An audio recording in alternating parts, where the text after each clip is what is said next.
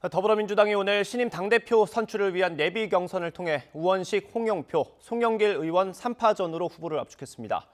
앞서 친문 핵심인 윤호중 의원이 원내대표로 선출된 만큼 어떤 변수로 작용할지도 주목됩니다.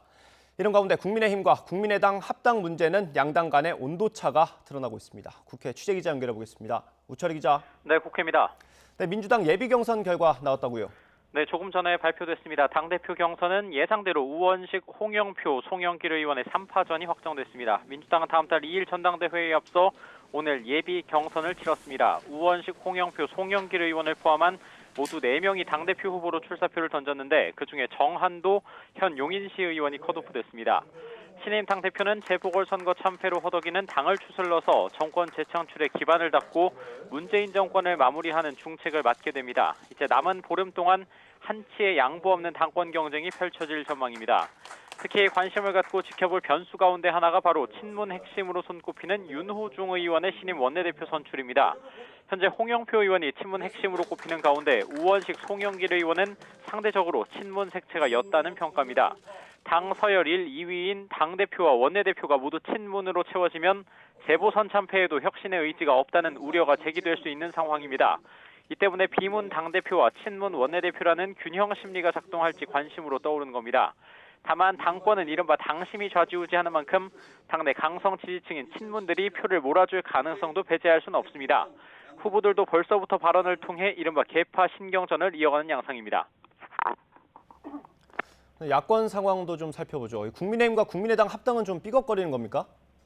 네, 온도차가 좀 드러나야 한다고 봐야 될 것 같습니다. 국민의힘은 지난주 금요일 의원총회를 통해서 국민의당과의 통합을 결의했습니다. 물론 합당이라는 표현에서는 일부 당내 이견으로 한 발 물러서긴 했습니다만 야권 통합은 재보선 당시 국민과의 약속인 만큼 조속히 힘을 합치는 게 맞다는 의지를 선제적으로 내보인 셈입니다. 이와 관련해 주호영 대표 권한대행은 국민의당에서 찬성 의견이 모이면 당장 다음 주말이나 그 다음 주 초에라도 합당 선언이 가능할 수 있다는 입장을 밝혔습니다.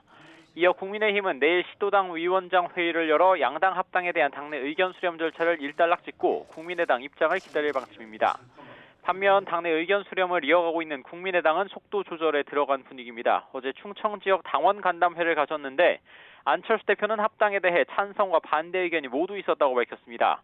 또 찬성하는 입장에서도 여러 우려가 많았고 지금 당장은 때가 아니라는 의견도 있었다면서 당원들 사이에서 여러 의견이 나오고 있다는 겁니다. 아무래도 규모 면에서 밀리는 만큼 국민의힘에 흡수될 것을 우려하는 목소리가 큰 상황에서 국민의힘의 새 지도부가 뽑힌 뒤에 합당 논의를 본격적으로 진행하겠다는 뜻으로 풀이됩니다. 국민의힘에 대한 반감이 많은 호남 당원들을 상대로 한 간담회가 이번 주 중반에 열리는데 어떤 의견이 모일지도 지켜볼 대목입니다.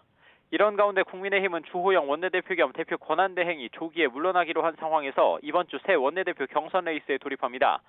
3선의 김태흠 의원에 이어 4선의 김기현 의원까지 오늘 출사표를 던진 가운데 4선 권성동, 3선 유의동 의원까지 출마를 준비하는 4파전의 양상입니다. 새 원내대표는 원내 사령탑으로서 조만간 다시 진행될 상임위원장 배분 협상을 비롯한 원내 협상을 책임지는 동시에 전당대회가 치러지기 전까지 대표 권한대행으로서 당무를 총괄하는 중책을 맡게 됩니다. 지금까지 국회에서 YTN 우철입니다.